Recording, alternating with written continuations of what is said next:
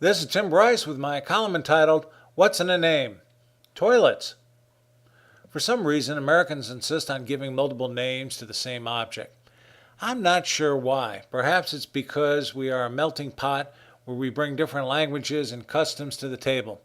This seems to be particularly true when discussing matters related to religion, race, sex, or the bathroom.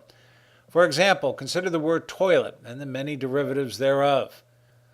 According to the Online Etymology Dictionary, the OED, toilet comes from the word toilette, meaning cloth or wrapper.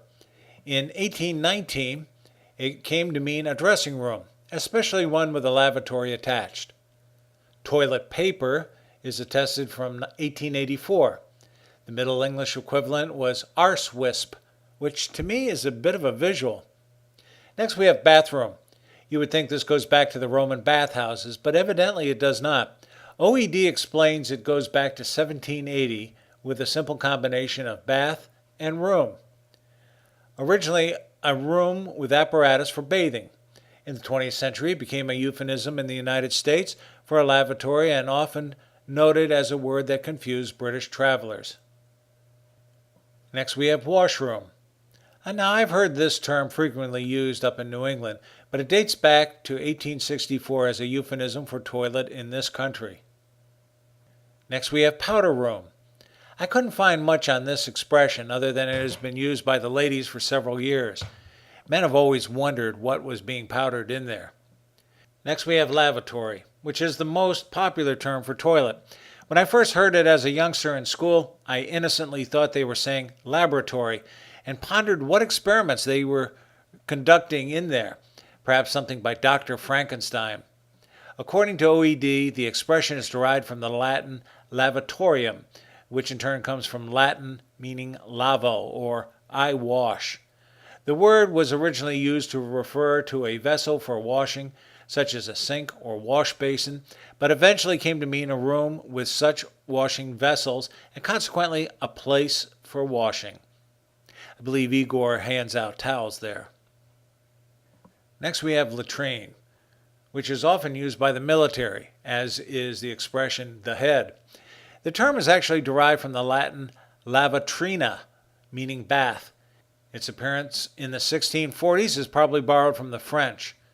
Latrine rumor is gossip of the kind spread in conversations in latrines and is military slang, first recorded in 1918 during World War I.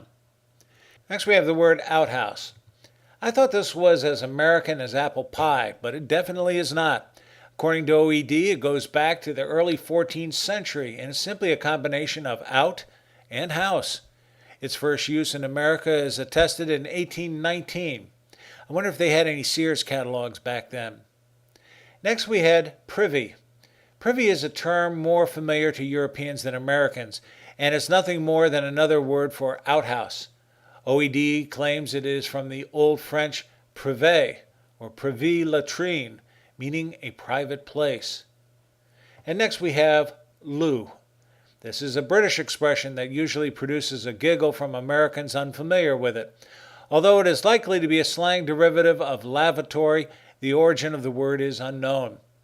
I originally believed it to be spelled L-I-E-U, but the British got to it before I did and spell it simply L-O-O.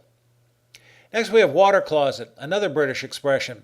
OED explains it was an early term for an interior or exterior room with a flushing toilet, in contrast with an earth closet, usually outdoors and requiring periodic emptying as night soil. Originally the term wash-down closet was used.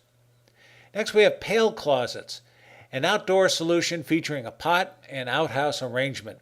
They were introduced in England and France in an attempt to reduce sewage problems in rapidly expanding cities.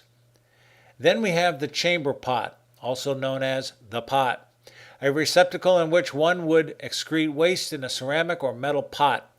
Among Romans and Greeks, chamber pots were brought to meals and drinking sessions.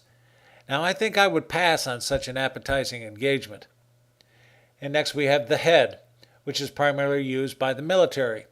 According to Wikipedia, it is a ship's toilet.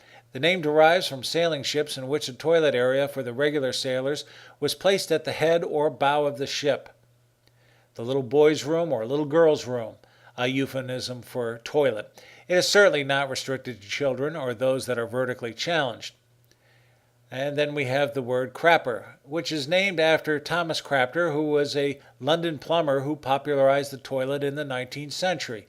It's hard to believe a man who greatly facilitated sanitation saw his name changed into an uncomplimentary slang expression. Such is the price of fame, though. Pissoir. According to Wikipedia, it is a French invention common in Europe that allows for urination in public without the need for a toilet building. Such facilities can be found throughout Europe and Asia, but blame the French for the name. So there you have it, 15 names for essentially the same object. There's probably many more I have overlooked, but you get the idea. Now about all of those other names we use for religion, race, and sex. Only in America. Friends, keep the faith. This is Tim Bryce in Palm Harbor, Florida. Follow me on the internet at timbryce.com.